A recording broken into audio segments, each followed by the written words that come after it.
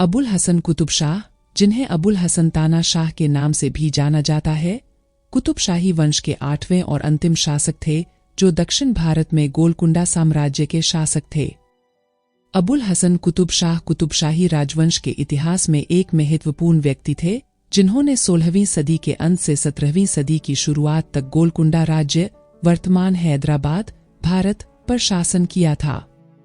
अबुल हसन कुतुब शाह, जिन्हें ताना शाह या तनीषा के नाम से भी जाना जाता है, अपने पिता अब्दुल्ला कुतुब शाह की मृत्यु के बाद 1672 में सिंहासन पर बैठे। उनके शासनकाल को उपलब्धियों और चुनौतियों दोनों से चिह्नित किया गया था।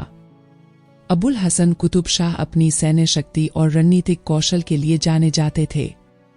उसने अपने राज्य के क्षेत्रों का विस्तार करने और अपनी शक्ति को मजबूत करने के लिए कई सैन्य अभियान शुरू किए। उनके प्रयास काफी हद तक सफल रहे और वह गोलकुंडा की सीमाओं को पड़ोसी क्षेत्रों तक बढ़ाने में कामयाब रहे। हालांकि अबुल हसन के शासनकाल में महत्वपूर्ण आंतरिक संघर्ष और बाहरी खतरे भी देखे गए। सम्राट औरंगजेब के शासन के तहत मुगल साम्राज्य दक्कन क्षेत्र में अपना प्रभाव बढ़ा रहा था। औरंगजेब का लक्ष्य गोलकुंडा सहित दक्कन के राज्यों को मुगल साम्राज्य में मिलाना था।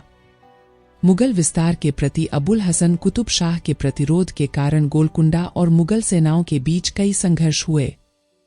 अपनी सैन्य क्षमता के बावजूद अबुल हसन को शक्तिशाली मुगल सेना के खिलाफ लड़ाई में कई असफलताओं का सामना करना पड़ा। लंबे समय तक चले युद्ध ने गोलकुंडा के संसाधनों को खत्म कर दिया और उसकी स्थिति कमजोर कर दी। 1687 में औरंगजेब के बेटे राजकुमार मोहम्मद अकबर के नेतृत्व में मुगल सेना ने गोलकुंडा किले को घेर लिया। लंबे समय तक घेराबंदी के बाद किला मुगलों के कब्जे में आ गया, जिससे गोलकुंडा की स्वतंत्रता का अंत हो गया। अबुल हसन कुतुब शाह को पकड़ लिया गया और कैदी के रूप में दिल्ली ले जाया गया, जहां उन्होंने अपना शेष जीवन मुगल कैद में बिताया।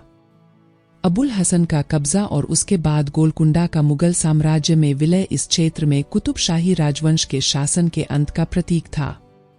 मुगल विस्तार का विरोध करने के अपने साहसी प्रयासों के बावजूद अबुल हसन कुतुब शाह का शासनकाल अंततः हार और कैद में समाप्त हो गया और अपने पीछे शाही प्रभुत्व के खिलाफ संघर्ष और प्रतिरोध की विरासत छोड़ गया।